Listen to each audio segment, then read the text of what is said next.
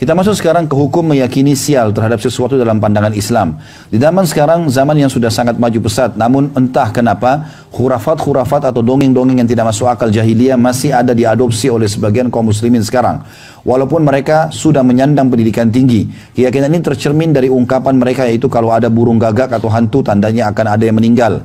Kalau nabrak kucing, pasti akan ditimpa kesialan. Ya, padahal tidak ada hubungannya sama itu.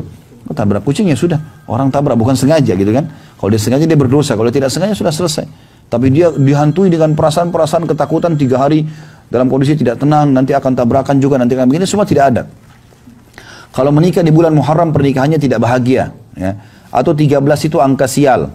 Anak yang lahir tanggal 13 akan sial. Kalau anak sakit-sakitan itu disebabkan kesialan nama anak tersebut, maka harus diganti dan lain-lain yang menunjukkan keyakinan tentang sial. Jadi tidak benar itu ya. Oh, namanya anak ini berat, maka karena itu dia sering sakit, gantikan namanya saja. Itu enggak benar. Semua itu enggak ada. Ya. Nabi SAW hanya mengganti nama kalau nama itu bermakna tidak baik. Kalau nama itu maknanya baik, tidak pernah diganti. Nah, kalau Indonesia ini sampai pada tingkat, walaupun namanya Muhammad, kalau nama baik, Muhammad, Nabi Muhammad SAW, Nabi yang mulia. Tapi karena dia sering sakit, oh ini namanya berarti berat buat dia ini. Ganti saja ke Yusuf misalnya. Nah. Secara logika, semua hal yang dikatakan sial tidak realistis. Adakah hubungannya antara burung gagak atau hantu yang akan meninggalnya seseorang? Lalu apa hubungannya angka 13 dengan kesialan? Apa hubungannya bulan Muharram dengan pernikahan? Lalu bagaimana pandangan Islam tentang sial? Ya mirip keyakinan orang-orang Chinese ya, angka 4, angka yang sial. Makanya liftnya 3 langsung 3A. Ya. Nggak ada angka 4 biasa di mall-mall ya. Keyakinan sial terhadap sesuatu di dalam Islam dinamakan tatayyur atau menggantungkan nasib pada burung ya, atau tiarah. Islam memandang tatayyur sebagai perbuatan syirik asgar atau syirik kecil, yaitu menyekutukan Allah Subhanahu wa taala. Sebagaimana sabda Nabi SAW, at-tiaratu syirkun wa at-tiaratu syirkun thalathan. Beranggapan sial adalah kesyirikan. Beranggapan sial adalah kesyirikan, beliau menyebutnya sebanyak 3 kali. Hadis Abu Daud nomor 3910. Hadis ini dengan sangat jelas menunjukkan bahwa tiara adalah beranggapan sial termasuk bentuk syirik. Kesyirikan dalam masalah tiara ini bisa dirincikan menjadi 2. Jadi tiara ini diambil dari kata-kata tair yang berarti burung ya. Jadi orang-orang Arab jahiliyah dulu di Mekah sini itu punya tradisi Bapak Ibu sekalian. Mereka kalau mau safar, mereka ambil burung apa saja termasuk merpati, lalu mereka lepas. Kalau mereka ini timur dan barat misalnya. Kalau mereka mau ke arah timur dan burungnya pas terbang ke timur, berarti mereka menganggap nasibnya baik. Kalau burungnya ke arah barat, lawan arah berarti dia akan sial, dia nggak mau pergi. Tapi ini burungnya kebetulan lagi ke kanan. Ya. Kalau burungnya jantan ada burung betina dikejar sama dia kan bisa saja. Tapi begitulah keyakinan orang-orang jahiliyah dulu. Ya. Itu tidak boleh. Cara yang kedua, mereka mencabut bulu burung, kemudian ditulisi di atasnya. Misalnya lakukan, yang kedua tidak lakukan, yang ketiga kosong. Ditaruh dalam sebuah kotak, lalu mereka punya dukun. Ya dukunnya itu simpan kotak itu. Dia bayar ke dukun itu. Jadi kapan dia mau safar, kapan dia mau nikah, kapan dia mau buka usaha, dia datang ke dukun terus ambil kotaknya. Lalu dia mengambil dengan cara tidak melihatnya. Kalau keluar bulu yang tertulis lakukan, berarti dia anggap dia akan nasib baik. Kalau keluar yang tidak lakukan, berarti dia kalau paksakan akan bahaya. Kalau keluar yang kosong, dia harus ulangi supaya keluar hal-hal dari keduanya. Tradisi jahiliyah dulu. Seperti itulah keadaan mereka. Nabi SAW ingatkan, beranggapan tiara itu mengandung nasib begitu adalah kesyirikan. Sampai 3 kali Nabi SAW ulangi. Tiara ini bisa dirincikan menjadi 2. Yang pertama, jika menganggap bahwa yang mendatangkan manfaat atau mudarat adalah makhluk, ini syirik besar. Kalau orang sakit, ya itu Allah Subhanahu Wa Taala yang menguji dia. Dia harus yakin Allah Subhanahu Wa Taala ciptakan dia, Allah ciptakan penyakit, Allah juga akan sembuhkan. Gitu kan? Kalau dia dapat nikmat, Allah ciptakan dia, Allah ciptakan nikmat itu, Allah juga yang akan bisa mempertahankannya. Ya. Semua ini yang lain adalah sebab-sebab saja. Yang kedua, jika menganggap bahwa yang memberi manfaat atau mudarat hanyalah Allah, namun makhluk hanyalah sebagai sebab, ini termasuk syirik kecil. Ya. Syirik dibagi oleh ulama menjadi 2, syirik akbar atau syirik besar. Seperti menyembah batu, berhala, pohon, menyembelih kepada selain Allah, meminta kepada orang yang sudah mati, dan lain-lain. Sementara syirik asgar atau syirik kecil, seperti bersumpah dengan nama selain Allah, menganggap sial terhadap sesuatu atau riya dalam ibadah dan lain-lain. Perbedaan antara syirik besar dan syirik kecil adalah syirik besar mengeluarkan pelakunya dari agama Islam dan membatalkan seluruh amalnya serta membuatnya kekal dalam neraka karena pelakunya termasuk kepada kelompok orang-orang kafir dan musyrik. Kalau dia meninggal tidak sempat taubat ya. Adapun syirik kecil maka tidak mengeluarkan pelakunya dari agama Islam dan tidak membuatnya kekal dalam neraka karena pelakunya masih tetap dikategorikan seorang muslim. Syirik merupakan dosa yang paling besar, bahkan pelakunya tidak diampuni oleh Allah Subhanahu wa taala apabila dia mati dalam keadaan tersebut dan belum sempat bertaubat kepada Allah Subhanahu wa taala. Allah sebutkan dalam surah An-Nisa ayat 48. A'udzu billahi minasyaitonir rajim. Innallaha la yaghfiru an yushraka bihi wa yaghfiru ma duna dzalika liman yasha. Sesungguhnya Allah tidak akan mengampuni dosa karena mempersekutukan Allah atau syirik, dan dia mengampuni apa atau dosa yang selain syirik itu bagi siapa yang dia kehendaki. Tatayur atau keyakinan sial terhadap sesuatu berasal dari kata tayr yang artinya burung. Sebab penamaan tersebut sebagaimana dijelaskan oleh Ibnu Qayyim yang wafat tahun 751 Hijriah, rahimahullah, beliau berkata, dahulu mereka suka menerbangkan atau melepas burung. Jika burung itu terbang ke kanan, maka mereka menamakannya dengan sanih. Bila burung itu terbang ke kiri, maka mereka menamakannya barih. Kalau terbangnya ke depan dinamakan natih, dan manakala ke belakang, maka mereka menamakan qa'id. Sebagian bangsa Arab menganggap sial dengan tarih atau barih, terbang ke arah kiri, ya.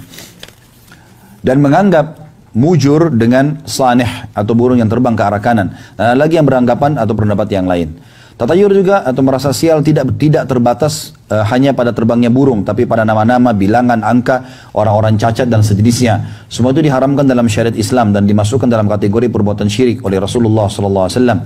Karena orang yang bertatayur menganggap hal-hal tersebut membawa untung dan celaka. Keyakinan seperti ini jelas menyalahi keyakinan tentang takdir atau ketentuan Allah yang Maha Suci dan Maha Pemurah. Menurut Syekh Muhammad bin Shalih Al-Utsaimin wafat 1421 Hijriah rahimahullah, tatayur adalah menganggap sial atas apa yang dilihat, didengar atau yang diketahui. Seperti yang dilihatnya, yaitu seperti melihat burung lalu ia menganggap akan menjadi kesialan karena dianggap burung yang menakutkan. Yang didengar seperti mendengar seseorang mengatakan kepadanya wahai kerugian dan orang sial, maka ia menganggap ucapan tersebut menjadi kesialan baginya. Dan yang diketahui seperti mengetahui tanggal, angka atau bilangan. Tatayur meniadakan tauhid dari dua segi. Jadi artinya menganggap sial-sial semua ini bisa menjauhkan kita dari Allah Subhanahu wa taala. Yang pertama, orang yang tatayur menggantungkan nasib pada benda tidak memiliki rasa tawakal kepada Allah Subhanahu wa taala dan senantiasa bergantung kepada selain Allah Subhanahu wa taala. Yang kedua, ia bergantung kepada sesuatu yang tidak ada hakikatnya dan merupakan sesuatu yang termasuk takhayul dan keraguan-raguan. Ibnu Qayyim rahimahullah kembali menuturkan orang yang bertatayur itu tersiksa jiwanya, sempit dadanya, tidak pernah tenang, buruk akhlaknya, dan mudah terpengaruh oleh apa yang dilihat dan didengarnya. Mereka menjadi orang yang paling penakut, paling sempit hidupnya, dan paling gelisah jiwanya. Banyak memelihara dan menjaga hal-hal yang tidak memberi manfaat dan mudarat kepadanya. Tidak sedikit dari mereka yang kehilangan peluang dan kesempatan untuk berbuat kebaikan. Jadi kalau orang nasibnya atau selalu digantungkan nasibnya, misalnya kalau keluar pada tanggal begini akan begini, atau keluar pada saat atau misalnya tidak meletakkan sesuatu di rumah pada saat pindah rumah dengan kertas ini atau tulang ini maka akan terjadi seperti ini. Ini semua membuat jiwanya tidak tenang karena selalu bergantung pada benda-benda itu. Seorang muslim tidak ada urusannya dengan masalah itu semuanya. Dia cuma tahu halal atau haram. Ya.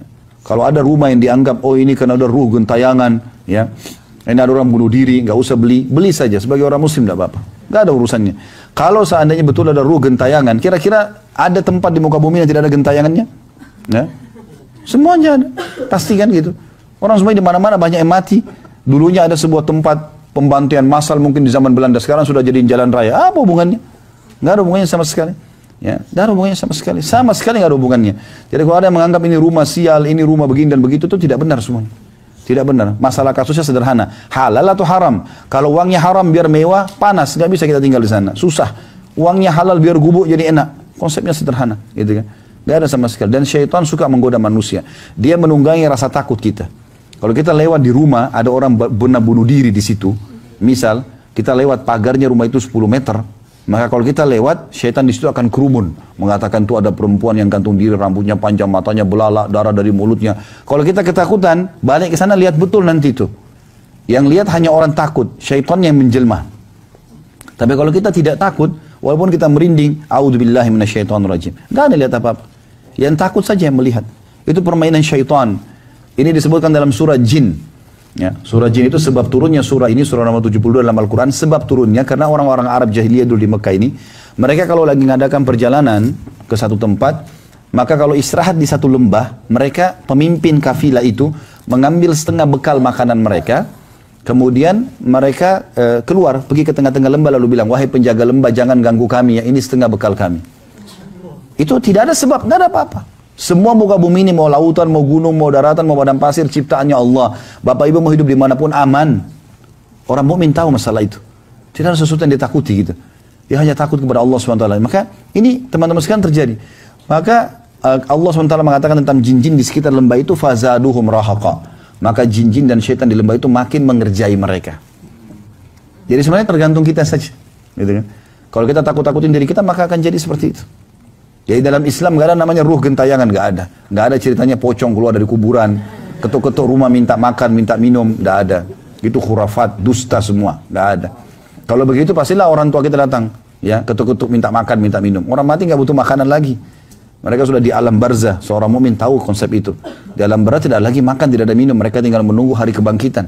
Cuma jadi taman dari taman surga, lubang dari lubang neraka. Ada bahasan panjang masalah itu, masalah kuburan. Ada saya sudah jelaskan di YouTube, Bapak Ibu bisa ikuti insya Allah. Selama di sini juga bisa diikutin kalau ada berhubungan dengan masalah itu di YouTube. Baik, selanjutnya Ibnu Qayyim mengatakan orang yang bertatayur itu tersiksa jiwanya, sempit dadanya, tidak pernah tenang, buruk akhlaknya, dan mudah terpengaruh oleh apa yang dilihat dan didengarnya. Setiap lihat ini kayaknya sial nih, ini kayaknya ketakutan sendiri. Dan itu. Mereka menjadi orang yang paling penakut, paling sempit hidupnya dan paling gelisah jiwanya. Banyak memelihara dan menjaga hal-hal yang tidak memberi manfaat dan mudarat kepadanya. Tidak sedikit dari mereka yang kehilangan peluang dan kesempatan untuk berbuat kebaikan. Di sini teman-teman, pedagang-pedagang, gak ada yang pasang pelaris-pelaris, tidak perlu pelaris. Yang penting rezekinya, sumbernya, ya itu mau untung gampang berdagang. Saya juga salah satu praktisi dagang gitu. Modalnya halal, produknya halal, sistemnya halal. Untung, gak usah ragu. Tidak usah panggil-panggil pergi ke orang-orang bodoh itu, ya. Ya, tidak usah bilang orang pintar, orang bodoh itu datangin, minta supaya begini begitu, dusta semua, kebohongan, penipuan, ya. Itu minta tolong sama syaitan, nggak boleh didatangin, nggak boleh sama sekali, ya. Dari apa yang disabdakan oleh Nabi SAW dan apa yang dijelaskan Ibnu Qayyim rahimahullah dan juga dari Syekh Utsaimin telah jelas bagi kita bahwasanya tatayur atau menganggap siap terhadap sesuatu merupakan perbuatan syirik dan keyakinan orang-orang jahiliyah yang telah dihapus oleh agama Islam. Selain itu tatayur juga merupakan bentuk percaya kepada sesuatu yang tidak ada hakikatnya dan bentuk tidak ada tawakalnya kepada Allah Subhanahu wa taala. Menganggap sial pada sesuatu. Yang pertama, menganggap anak sakit-sakitan karena nama yang terlalu berat dipikul sehingga harus ada pengganti nama. Keyakinan ini banyak diyakini oleh masyarakat padahal tidak ada hubungannya antara penyakit dengan nama selama nama tersebut merupakan nama yang baik. Namun apabila nama anak itu memang buruk maknanya maka memang seharusnya diganti. Bukan karena kita meyakini hal tersebut menjadi penyebab sakitnya anak. Akan tapi nama yang buruk seharusnya diganti sebagaimana sabda Nabi SAW atau beliau mengganti nama orang-orang yang buruk. Jadi kalau memang namanya misalnya tidak baik ya, maka itu diganti. Tapi kalau namanya sudah baik, nggak akan hubungannya sama penyakitnya. Ya. Jadi pernah satu kali Nabi SAW lagi mau perah susu unta. Lalu beliau bilang sama para sahabat, siapa yang memerah susu buat kami? Ada satu berdiri mengatakan, saya Rasulullah. Kata Nabi SAW, siapa namamu? Dia bilang, nama saya Harb. Harb itu perang. Perang. Kata Nabi SAW, duduk, jangan kau. Siapa yang memerah lagi? Berdiri yang kedua. Lalu Nabi SAW tanya, siapa namamu? Dia bilang, nama saya Mur. Mur itu pahit. Ya. Ya aneh-aneh orang kasih nama. Maka kata Nabi SAW, duduk jangan kamu. Lalu siapa lagi pernah buat kami? Berdiri orang ketiga mengatakan saya Rasulullah. Kata Nabi SAW, siapa namamu? Dia bilang Ya'ish. Ya'ish itu artinya hidup. Kata Nabi SAW, perahlah. Artinya nama memang berpengaruh. Ya nanti kita lanjutkan ini insya Allah ya. Besok bahasan ini. Tapi yang jelas saya mau sampaikan kembali juga ada satu kisah juga. Nabi SAW pernah lewat sebuah gunung. Gunung itu rupanya dua gunung. Beliau jalan. Lalu beliau berusaha berhentiin pasukannya. Sebentar berhenti. Siapa yang tahu nama dua gunung ini? Ada sahabat yang katakan saya Rasulullah. Yang sebelah kanan anda namanya Fadih. Fadih itu pembongkar aib. Ya. Lalu orang itu bilang yang sebelah kiri anda namanya Mukhzi, penghina. Kata Nabi SAW jangan lewat di sini, cari jalan lain. Jadi memang nama itu punya pengaruh. Tapi kalau nama itu tidak baik. Tapi kalau dasar itu namanya baik. Misalnya ada orang namanya Muhammad tadi saya bilang. Lalu dia sakit-sakit. Nggak ada hubungannya dengan itu. Karena Muhammad namanya baik. Gitu kan.